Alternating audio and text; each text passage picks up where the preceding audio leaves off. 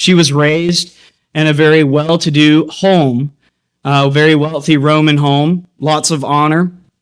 She had a baby out of wedlock, and the father was not around. But then under the influence of her servants, she became a Christian.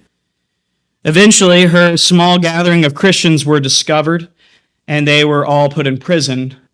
The Roman authorities were forcing them to recant their faith. The Roman Empire at the time didn't like the Christian faith at all. They believed they were subversive, and they were a threat to the empire. Perpetua refused to recant. She remained in prison for some time. You can imagine the struggle that she faced. She has to make a decision. Does she recant the Lord Jesus and gain all of her family's wealth, her little child's love, her society's respect and honor?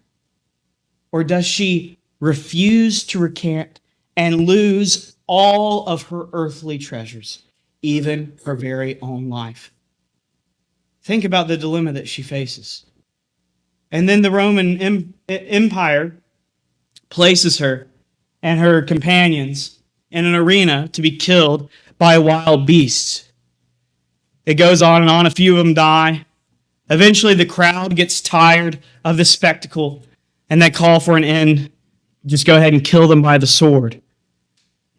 And so the soldier begins to approach Perpetua with a sword, and she cries out, she yells for everyone to hear. She says, "Stop!" And the governor, he's up there writhing his hands. He's like, she's going to recant. We've convinced her. And then she says this. She says, "I will not go to my Lord as if I'm grieving." I tear up every time I read that. I see that.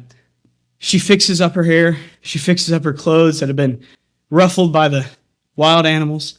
And then she's killed by the sword. Storing up treasures in heaven.